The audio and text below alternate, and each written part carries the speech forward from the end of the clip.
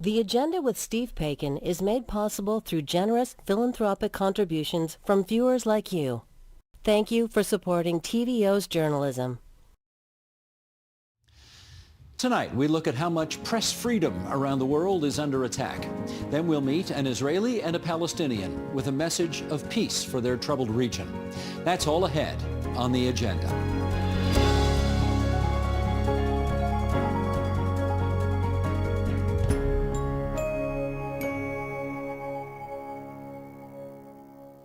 "2024 was the deadliest year for the Fourth Estate, with journalists and media workers killed in conflicts from Gaza to Ukraine. Given the dangerous environments they cover, not to mention attacks on the media from Vladimir Putin to Donald Trump, we decided to invite some guests on World Press Freedom Day to discuss how free the media really are. Joining us now to do just that, we welcome, in Washington, D.C., Jessica Jarrett, who reports on press freedom around the world. In New York City, Jody Ginsburg, CEO of the Committee to Protect Journalists. In our nation's capital, Heather Paikin, president of World Press Freedom Canada, and Anna Romandash, freelance journalist who's been reporting on the war in Ukraine. And I guess as I welcome all four of you to our program tonight, I should say I am sorry that this kind of program needs to be done, and we'll share some numbers right now which indicate why we need to do it. This has been an awful year for journalists around the world. Total number of journalists or media workers killed worldwide in 2024 was 124. That is higher than the prior record, which was 113. Total number of work-related journalist killings, 103. Again, higher than the previous record of 81. Highest number of press members killed by a single country in a year, that'd be 85 in Israel. 78 was the previous high. Number of Palestinian journalists or media workers killed, 82, again higher than the prior record of 75. And the number of freelancers killed around the world is 43, almost twice as many as the prior record 12 years ago. Those numbers from the Committee to Protect Journalists special report from February of this year. Jody, let me get you in here first. What do these numbers say to you? These numbers say to us that this is the most dangerous time ever to be a journalist. And what I think is important to remember is, though, while killings are obviously the most egregious form of silencing of a journalist, they're actually the tip of the iceberg. Last year was also a close to record high number for the number of journalists in jail worldwide, more than 360 journalists in jail at the end of last year. We are seeing increasing numbers of journalists attacked and harassed online. We are seeing increasing numbers of countries crack down on journalism and the independent media, including here in the United States. So this is a time where we need to come out very vocally in defense of a free press, because we rely on journalists to provide information that helps us guide and live our everyday lives. More on that as we continue our conversation. Jessica, let me get you in here at this point and ask you to tell us, based on your own reporting, how much of these worsening conditions you see or hear about from others. Well, I mean, we really are in a position where for the last 17 years we've seen a decline in civil liberties, and I think that really has been showcased with the figures that Jody talks about, the rise of threats, attacks, jailings and killings of journalists, and it just makes the world less informed at a time when we really need journalists out in the field. I find the numbers incredibly troubling, and increasingly we're seeing that in countries that have robust democracies that are also failing on these figures in terms of arrests and threats and hostile rhetoric to media. Anna, it is a tragedy when anybody is killed in a senseless, immoral war, and you have been covering, unfortunately, a lot of that as it relates to Ukraine. But tell us why you think it's somewhat different when a journalist is killed. It is different because journalists are specifically targeted because of the role that they have or the job that they do for the societies. And particularly in Ukraine during the full-scale Russian war, journalists have been the targets. Journalists have been the people that the Russian occupying army was looking for whenever they would occupy a particular town or a particular city. I've had colleagues who were kidnapped in occupation, who were tortured, who were killed while in occupation, and that is because the autocracies around the world, in particular Russian autocratic regime, they recognize that journalists are extremely important because they are able to break the autocratic narratives. They're able to shed the truth, shed light on what's really going on, and that's extremely dangerous for anybody who wants to fight against this truth. And that's why killing of a journalist is sadly the most efficient approach that a lot of autocracies around the world are choosing. Some are less extreme right now, but they are nevertheless also looking for other ways to silence journalists through legal means, through threats, and other tools. Heather, let's bring the story home here. You're representing World Press Freedom Canada. It has reported several violations against Canadian journalists over the past year. Give us a sense about what that's about. Well, this is an election year following the 2023 or 2024, where we had the most free elections in the world. What's happened here at home, I think we're getting a sense as Canadians that our physical borders are not preventing the information ecosystem from being attacked. There's a lot of attempts to sway public opinion. How does that play out? Well, we have a charter right. It's Section 2B of our Charter of Rights and Freedoms guarantees the press the right to speak out and inform our citizens. And what we're finding is that right is being squeezed out, especially in the political arena. Nova Scotia has prevented any of their legislatures from talking to the media in the ledge. We saw that there were mass protesters during the NATO protest in Montreal that actually physically assaulted journalists. And we have seen in the major federal parties that for the first time, in my recollection at any rate, the press pool was not invited on the Conservative tour. And there was a rally where the press was relegated to the back. The Liberals, at the beginning of the kickoff for their federal campaign, they denied access to credentialed journalists from the Western Standard to go into that event. So it cuts many, many ways. But I think the crux of this in Canada is that quite often journalism is one of the last lines of defense for accountability. And what we're finding is that that desire to be held accountable to the people is being squeezed out. And what the press does, that reminds politicians that they work for us, not the other way around.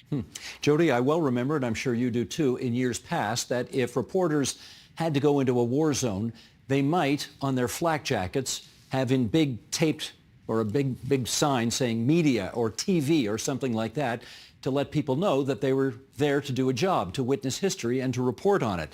And it therefore used to be kind of accepted that you wouldn't target them in a way that you would, quote unquote, the enemy. Does that sign of media or the sign that says TV on your flak jacket provide any protection at all anymore? Sadly, in many countries, it doesn't. You're right. For many years, we'll be familiar with those sort of navy blue flak jackets, the words press very prominently displayed, people driving in cars that would have press or TV prominently displayed on the roof of the car so that those in planes or shooting from above would know not to target them.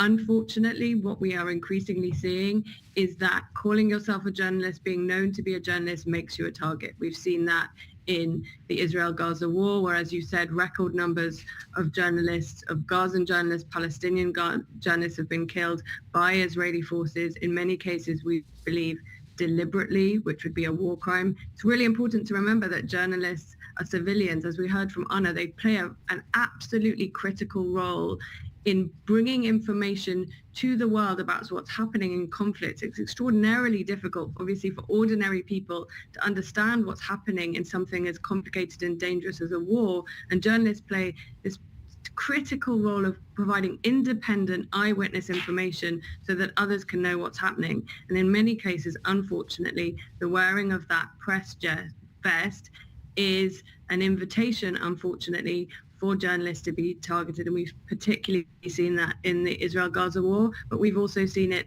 internationally, and we've seen it not just, as I say, in terms of the killings, but in the way in which journalists are being targeted unlawfully through arrests, through the kinds of public smearing that we're seeing of journalists, all as part and parcel of, we've heard from the other speakers, as an attempt to silence those people who are speaking truth to power.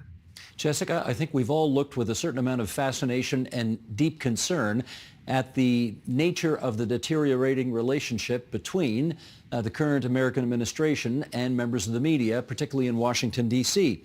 Can you give us a sort of a state of the relationship report on how that's going right now? I can.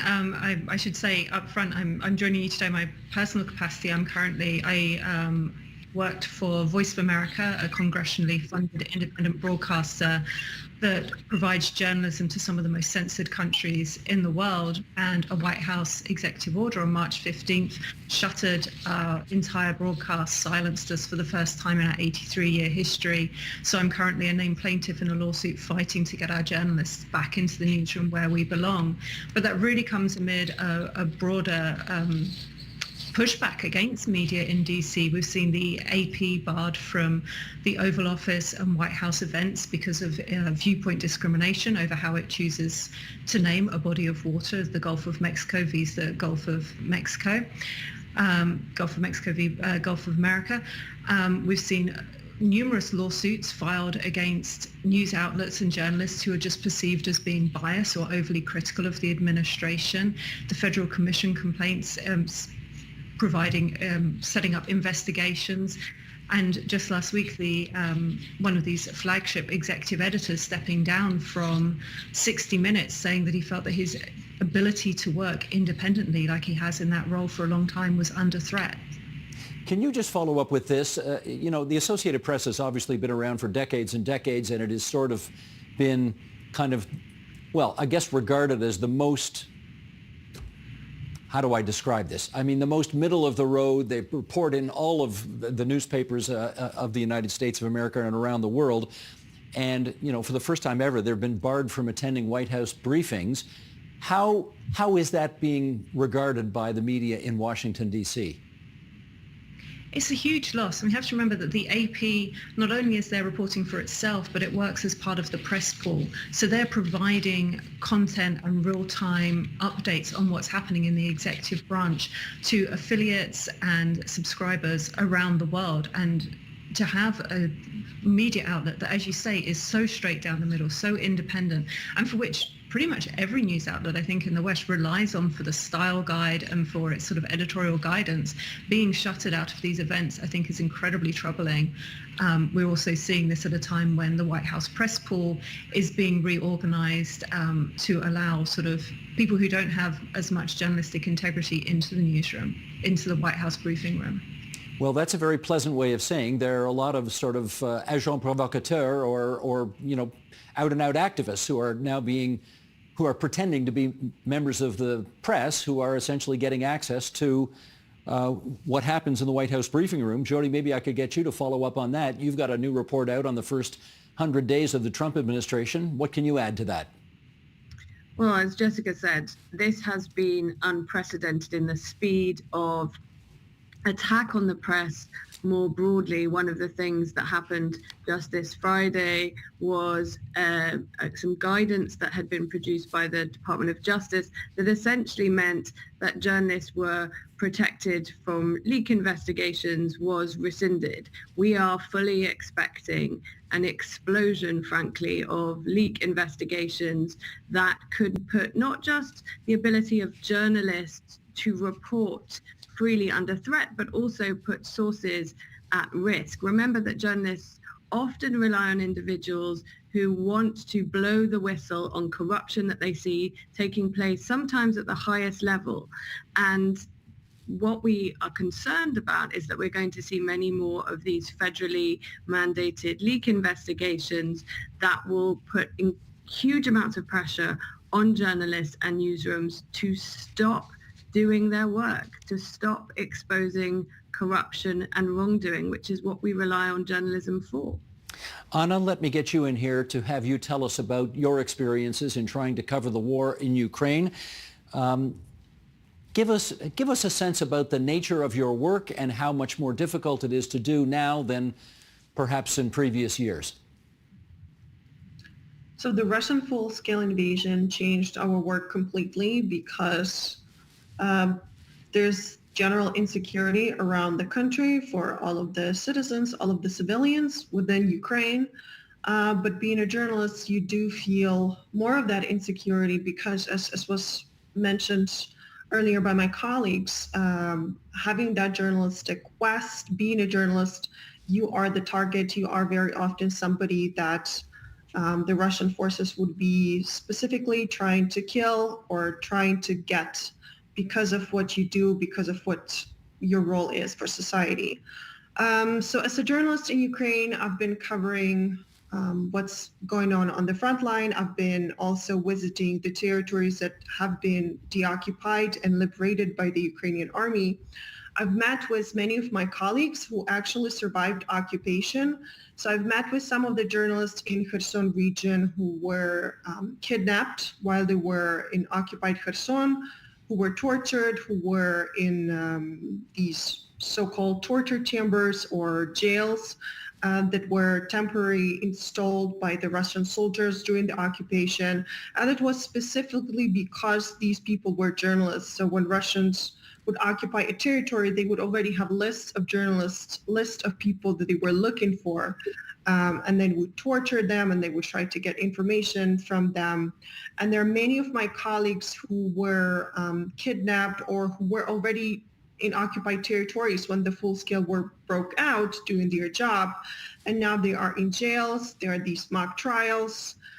They've been jailed for invented causes, for invented things up to 20 years. Some of my colleagues have been killed. There was this very prominent and a very sad case quite recently of my colleague Victoria Roshchina, who, while reporting on what's happening in the occupied territories of Ukraine South, she was kidnapped by the Russian soldiers.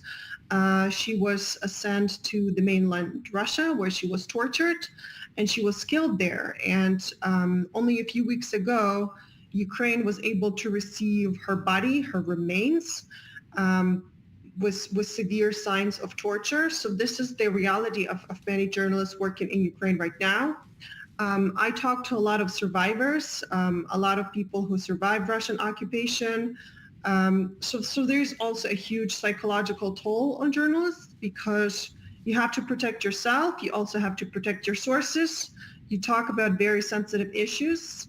In addition, there's obviously an issue of financing. The loss of a lot of support from USAID and other international donors, that's also affecting a lot of Ukrainian media. So to put it briefly, it's really difficult to be a journalist in a conflict zone for security reasons, for psychological reasons, for financial reasons. But my colleagues continue doing this job because they understand that this is extremely important. And if you don't report on what's happening in Ukraine, in Gaza, in a lot of different places across the world, if you don't provide honest information on the conflicts around the globe, then somebody will fill this vacuum, will fill this void with fake news, with misinformation, and we're seeing a lot of it. And that's why we need to support independent journalists around the world, especially in the conflict zones like Ukraine. Thank you for that, Anna. Heather, let me get you in here and ask, thankfully, reporting in Canada on most days of the week does not involve taking your life into your hands, but that's not to say we have no issues here that are worth bringing to the public's attention. What concerns you about being a reporter in Canada right now? What I would say is I'm a former journalist, but in representing our press freedom rights, I just want to remind people that during the convoy in Ottawa, people were being physically assaulted.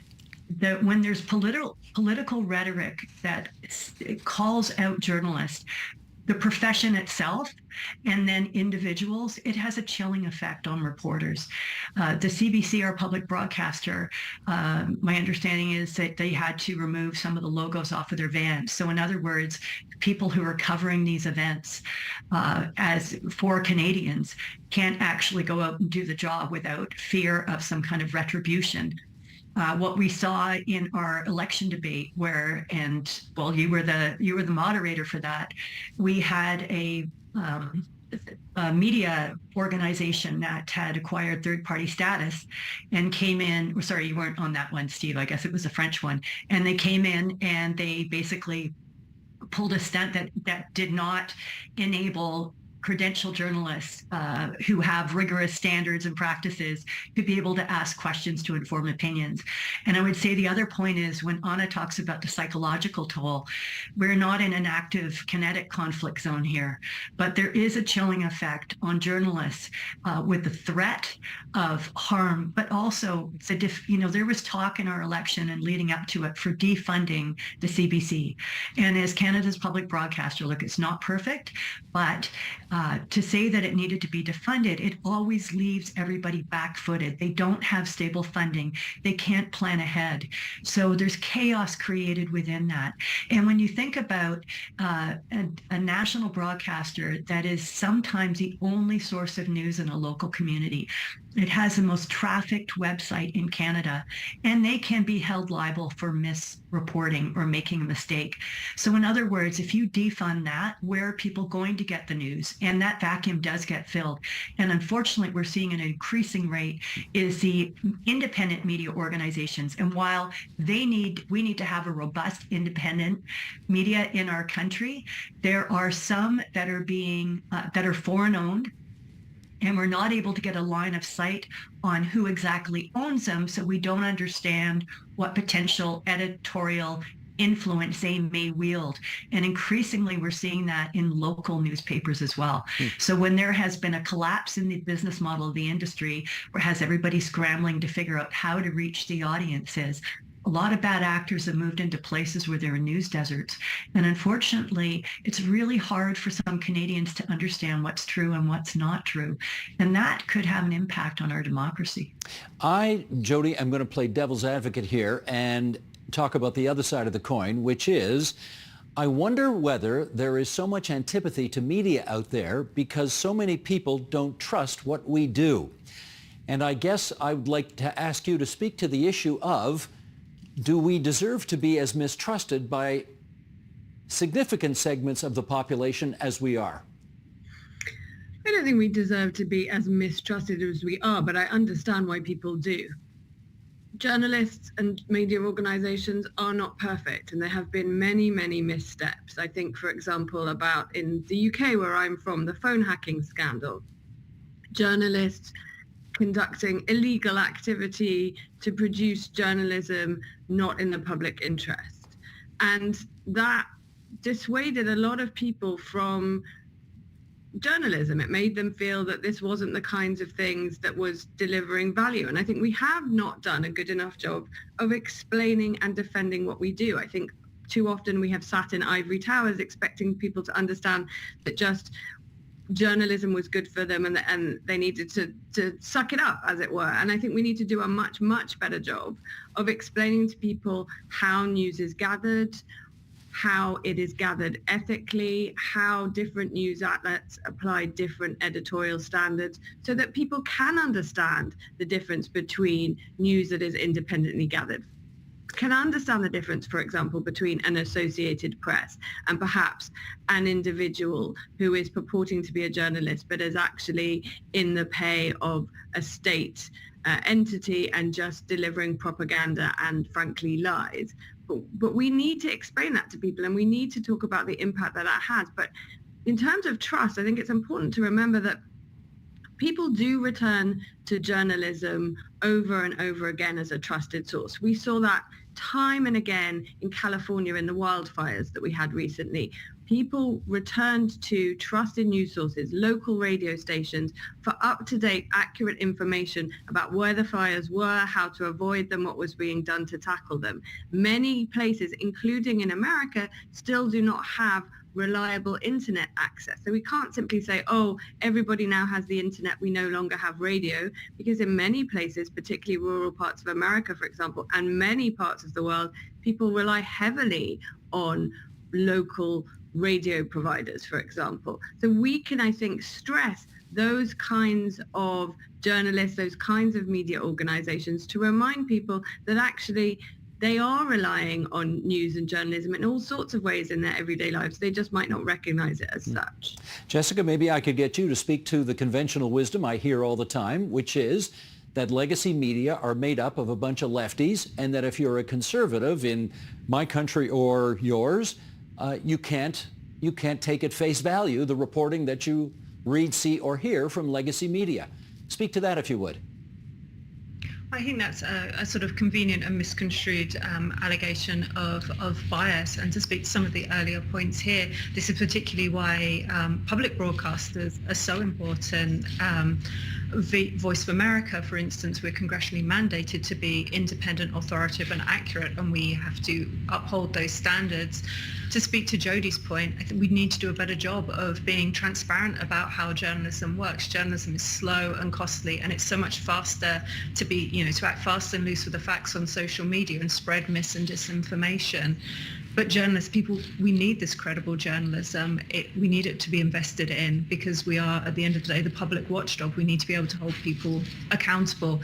I don't really hold weight with these accusations of bias. I think that as journalists, as news outlets, we sometimes do get things wrong. We can be better at listening and making sure that we're actually representing a wider sector of society and engaging with our audiences more. But with the economic model as it is, it's harder to have journalists in the field as much. I started in local journalism in a very small newspaper in Britain, and you lived and worked in your community, and it made you so much better with how you report, because you're there with people in real time.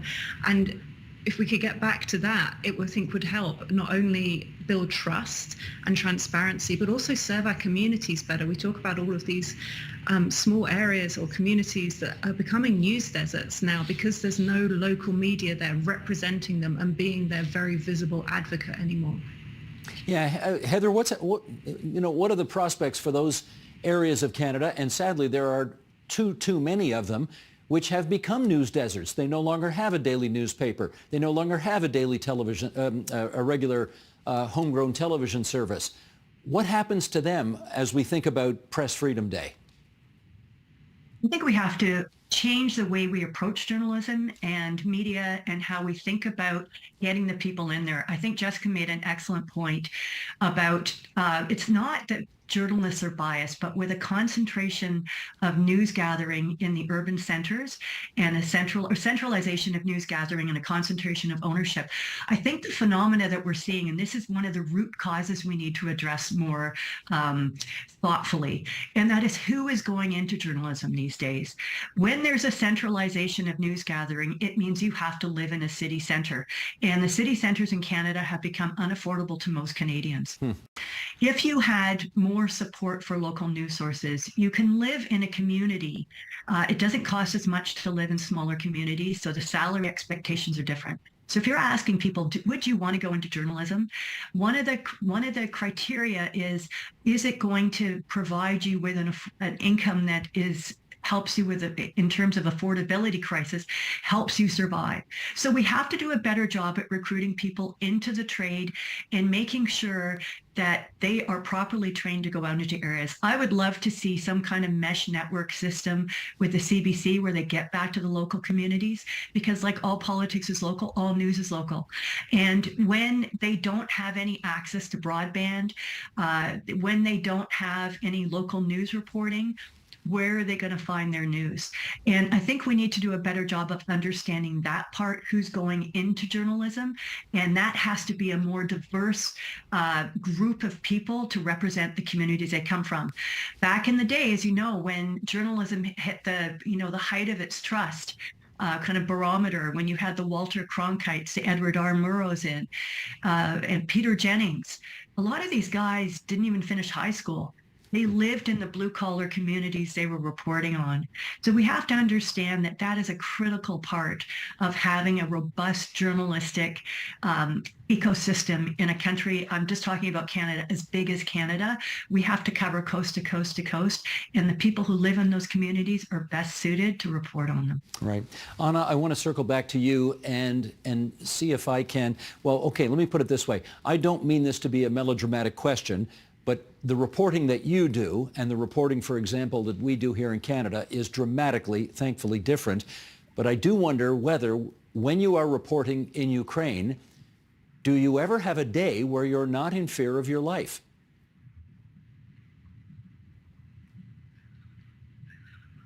No, but it's strange. You learn how to tune it out. You just don't think about it. You have to do your job.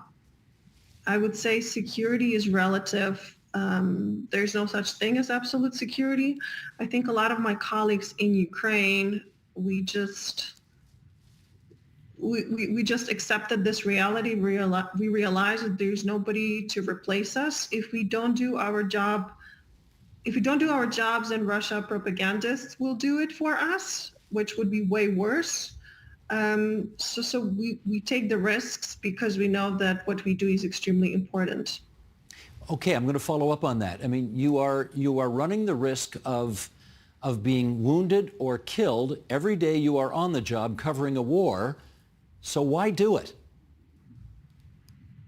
As I said, because I believe in what I do. I believe in what my colleagues do. I believe it's extremely important we communicate what's actually happening in Ukraine to Ukrainians. We communicate what's happening in Ukraine to the world. It's important for me and for my colleagues to have access to truthful information about the Russian war in Ukraine, about Russian crimes in Ukraine. And I think this is there's just no other way. There's no alternative to working and providing honest information, especially in conflict zones. So journalists recognize the risks. We don't expect a lot of special treatment or any special treatment. We recognize that very often we may even be accused or criticized for our reporting because of the polarization that there is, because of the fake news that there are, but we also understand that there is no alternative to what we do. We just have to report, we have to be honest, we have to be truthful. And I also feel as a Ukrainian journalist, there's also this added value for me is that I am able, through my work, to share some of the testimonies that are so extremely important of the people who survived or surviving the Russian war, who are fighting against the aggression. And I think that's extremely valuable. Jessica, we have seen in the United States that there are some law firms that have had confrontations with the administration, and they have decided, for whatever reasons, to kind of roll over and accept the way that the administration has bullied them. And I note that you're not doing that, and many media organizations in the United States are not doing that as it relates to this administration. Maybe you could talk to us about why you feel it's so important that media organizations not roll over and, in fact, confront bullying by the White House when it happens. I think in the US, we have the First Amendment, we have a really strong constitution, and we have a robust legal system. I'm seeing that firsthand at the moment with the legal efforts to get VOA back on air.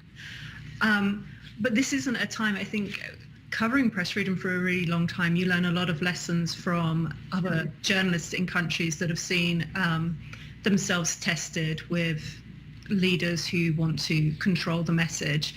And what I've always taken away from them is just how strong they are in sticking to our journalistic principles. We are here to represent our audiences and to ask those tough questions. This isn't a time to back down. This isn't a time to go silent. We need to be examining everything that's happening and explaining it to our audiences in an objective and independent way. That's what we're here for. That's what myself as a journalist and my colleagues, that's what we intend to keep doing. This is an important time. We've just hit 100 days of this new White House administration, and journalists need to be there to explain the impact of these policies here in the US and also globally. Marvelous. Mr. Director, thank you for that foreshot, so I can thank Anna Romandash, the freelance journalist who's done so much great reporting in Ukraine, Jody Ginsburg, the CEO of the Committee to Protect Journalists, coming to us from New York, Jessica Jarit, Press Freedom Editor out of Washington, D.C., and Heather Bakken, President of World Press Freedom Canada, coming to us from our nation's capital. I want to thank the four of you for coming on to TVO tonight and sharing your views with us on this very important World Press Freedom Day. Thank you, everyone.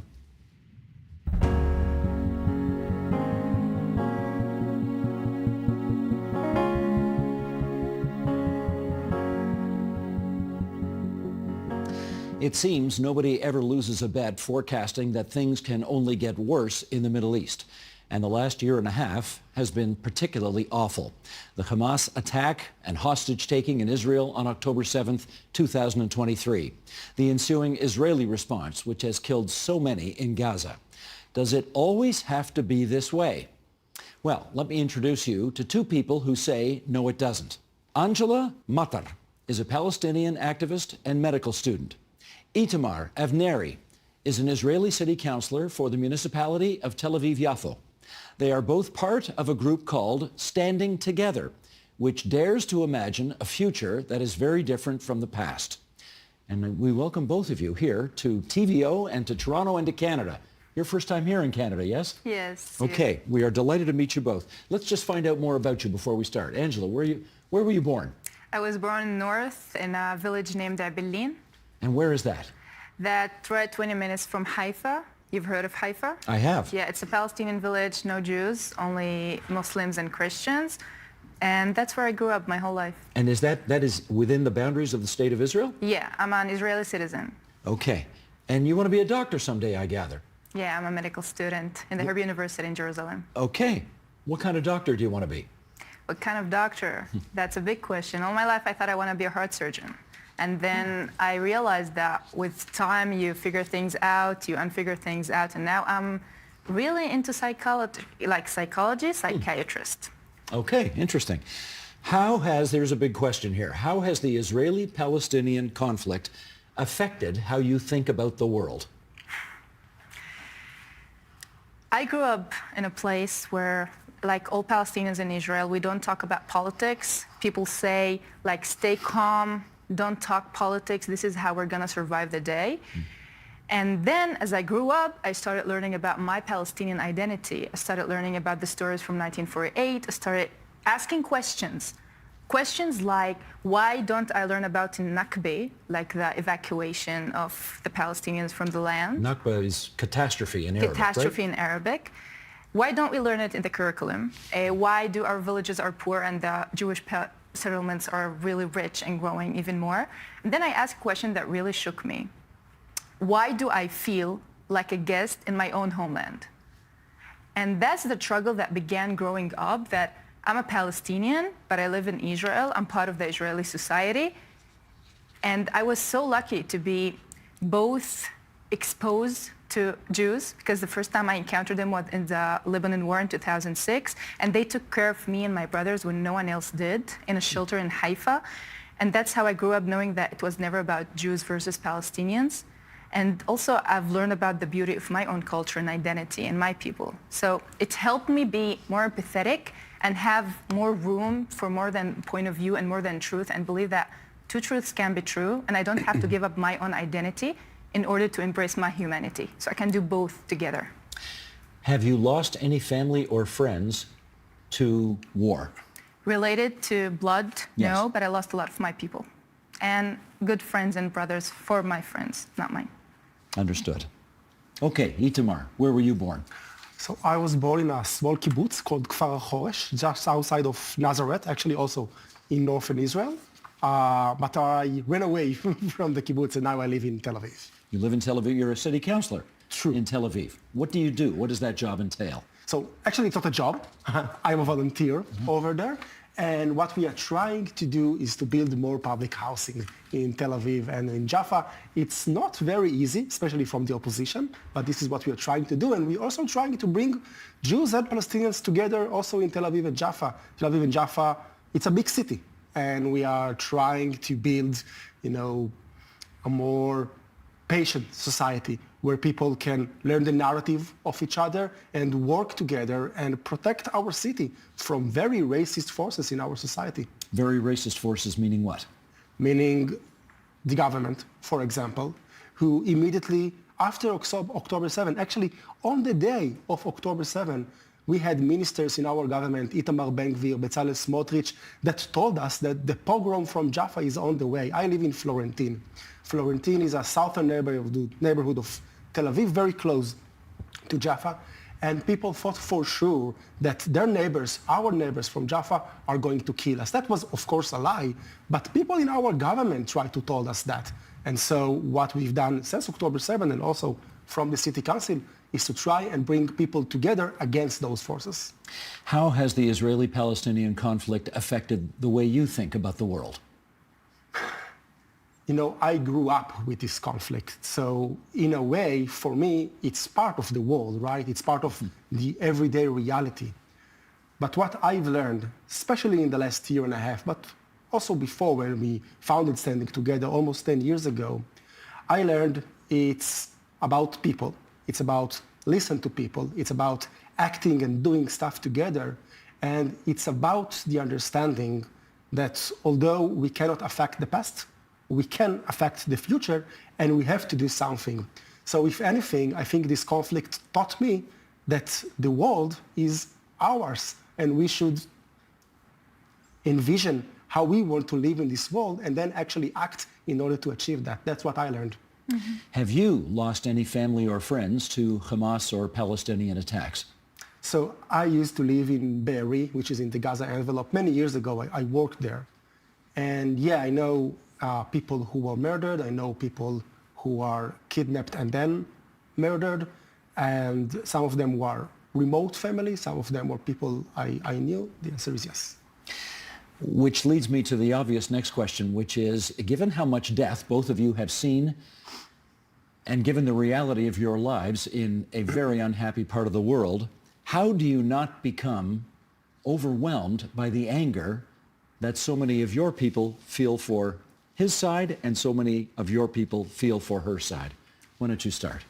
I lived with this anger my whole life. And also after October 7th, my anger started because of all the horrible things I've seen on October 7th, but also of the demand and knowing that they asked me to prove my humanity as a Palestinian. Do you condemn Hamas was the question that I got all the time. So my anger just grew and grew from both sides and the hatred. But I've learned at some point when I decided to step up and do something and join Standing Together, I decided that I'm taking this anger and I'm using it as a fuel. Like I'm channeling it, I'm doing the action needed in a very not overwhelmed way and overwhelming also, because people can be overwhelmed with the things that I say. I use it and I do the work on the ground every day with people like Itamar. Itamar, how are you not overwhelmed at the losses that your side has sustained? Well, you know, I was lucky enough to already be in Standing Together when October 7 happened. So the first conversations I had were with Jews and Palestinians. Together, we talked about what is it that we need to do. So for me, of course, I feel the anger, I feel sadness, I feel everything. But for me, it's not a story of Palestinians on one side and Jewish people on the other side, or Israeli people on the other side. I think the sides are different. I think the real sides are the warmongers on one side, our Israeli government, who contains fascists, and of course Hamas. They're not working together, but they are feeding from one another. And we know that because Benjamin Netanyahu told us so in Hebrew, and I understand Hebrew very well. He said, Hamas is an asset.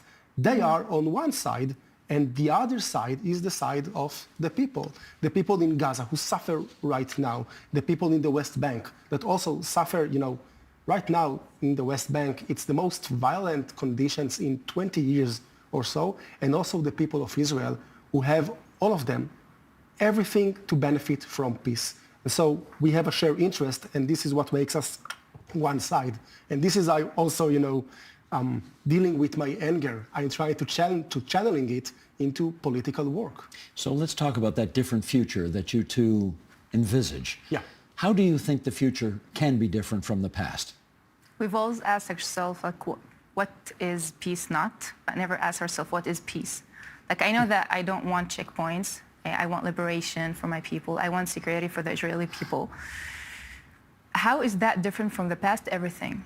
People now in Israel are demonstrating not only for a ceasefire, but also to like bring back the democracy, or like to do stuff to control what the right wing is doing.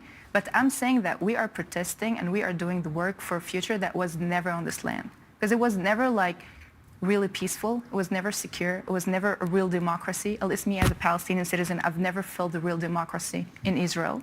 Do you vote in Israel? I vote in Israel. I do have rights that my people in Gaza and the West Bank don't have. And this is exactly why I'm doing the things I'm doing, because I believe I'm not only part of the struggle, I must lead this struggle. This is why we're building Palestinian and Jewish partnership and leadership inside of Israel, in order to say that the right wing is dominating both the narrative and the power, but the majority of us, the people, we have more in common than what divides us. And we are building this power from the ground up to create a future that we have never seen and witnessed in the Middle East, or in Israel at least. Itamar, what kind of future do you want to build that is different from the past? Well, first of all, I don't want to be an occupier. The things that are happening right now in Gaza, I oppose them, but they are happening in my name, and I reject that. I don't want to be like that. I don't want to live like that. I don't want to live in a society that's doing all those things. So in the future, I vision Palestinians are free of occupation, free of the blockade, free of the military control of the Israeli society, and also Israelis are free of those same things, and we can all live together. And I would say one more thing. Many times when we talk with people from abroad, from Canada, from the US, from Europe, they're saying, well, peace is impossible between Jews and Palestinians, between Israelis and Palestinians. Sorry, but I call bullshit. In each and every survey, we see that the majority of Palestinians and majority of Israelis would support a two-state solution if we'll prove them that is possible. And so I have all the hope in the world that we, the Israelis and the Palestinians, would be able to build such a future, because I believe the majorities want such a future. I tell you, I'm a little bit older than both of you, so I can tell you, I've been hearing this for 50 years. We know where the solution is. We just can't get there from here. So everybody knows where this thing is going to end up in the future. How do you get there? We are talking it, and it sounds like really music to the eyes what we're saying. This is like why you said that you've heard that for 50 years. But we're not doing this only in theory. Like, we organize on the ground. We mobilize Jews and Palestinians in Israel in order to shift and create a new majority that knows that only the right wing and like a minority of elites benefit from the status quo.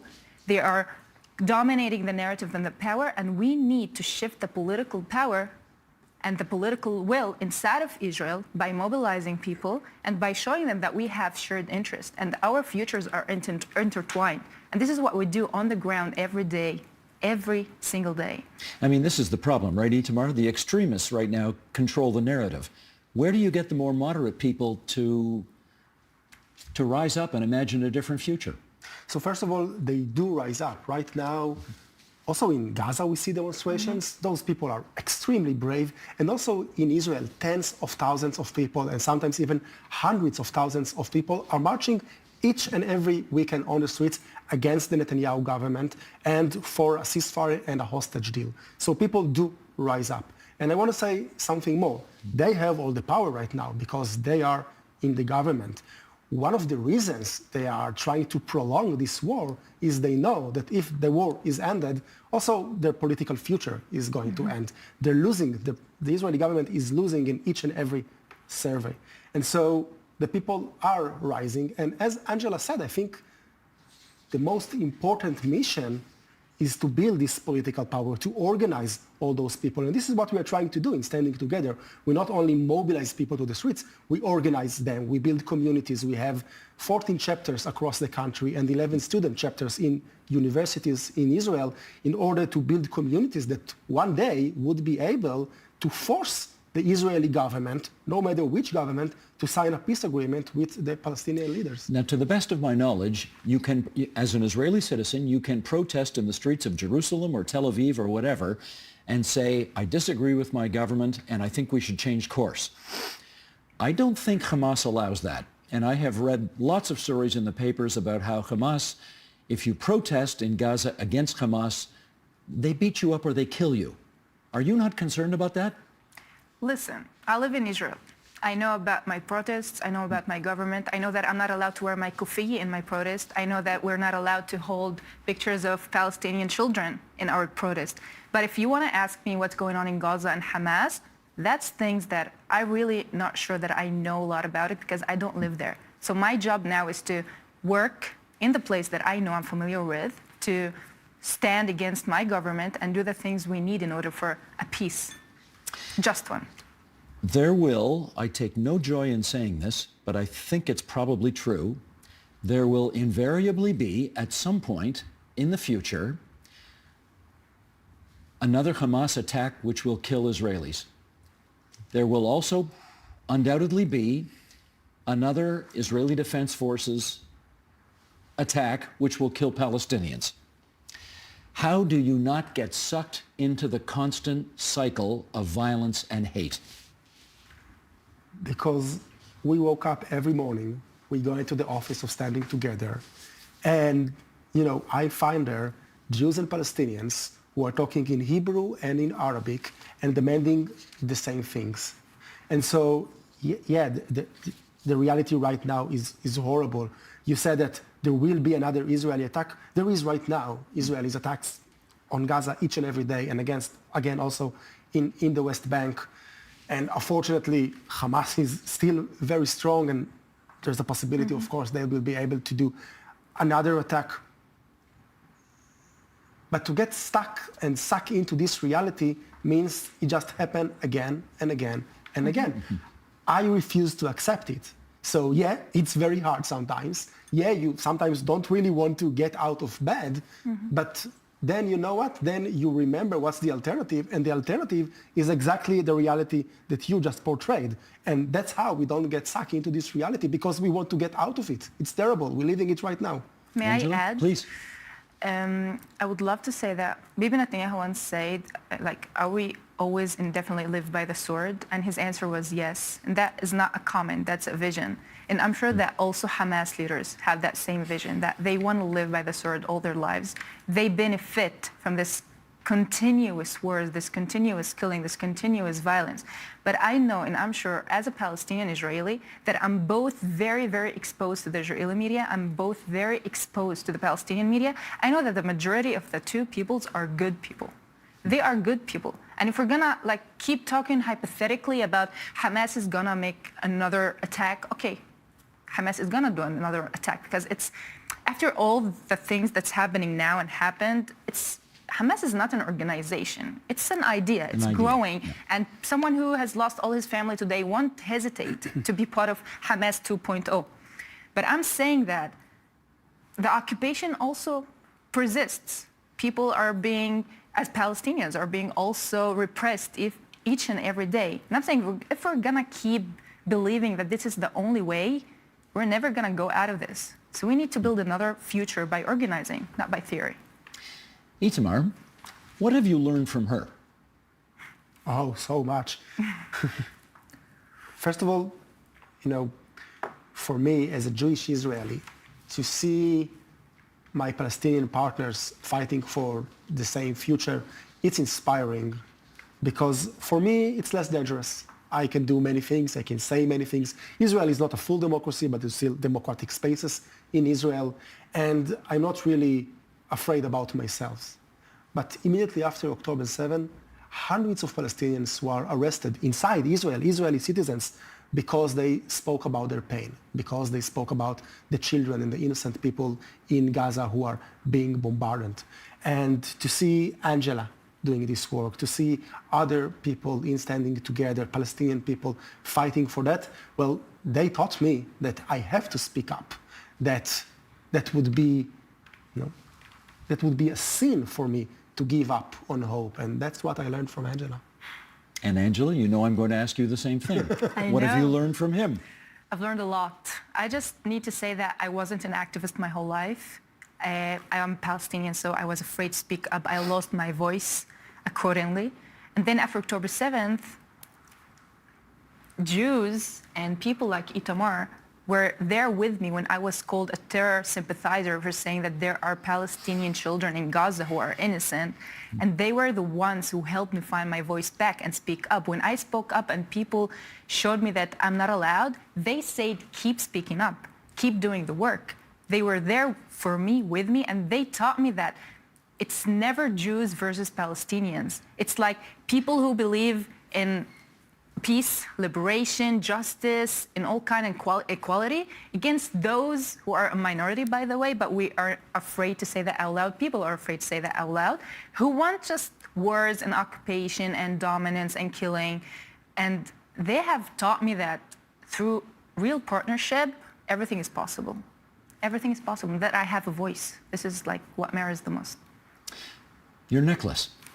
My necklace. Everybody on my platform on Instagram, they love this necklace. They ask about it all the time. It's from the Coral Beach in Jerusalem. This is the camera, right? People seeing there? Yes, you Okay, are. so look at my necklace. This is a dove with an olive branch. It's for peace, a just peace, and true peace, habibi. It demands courage and liberation and justice, not surrender, and we can do this. Like, amplify our voices and believe in us.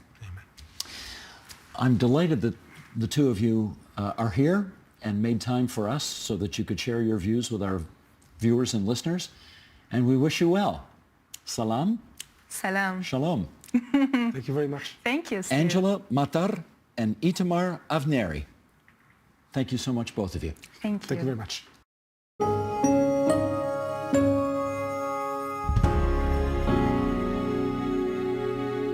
And that is the agenda for Thursday, May the 1st, 2025. Tomorrow, Premier Doug Ford says Ontario judges should be elected and they should keep their noses out of his business when it comes to bike lanes. John Michael McGrath and yours truly will cover that and more on a new episode of On Pauly. And one more thing. On Saturday, May the 10th, I'll be in Hamilton for our next TVO Today live event. I'll be sitting down with multi-award-winning Canadian musicians Sarah Harmer, Tom Wilson, and Cadence Weapon to talk about the power of music and musicians in our culture, and especially during tumultuous political times. There's no cost to attend, so please check out tvo.org/TVO Today Live, and you can get free tickets there.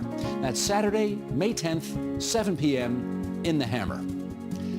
I'm Steve Paikin. Thanks for watching TVO, for joining us online at tvo.org, and we'll see you again tomorrow.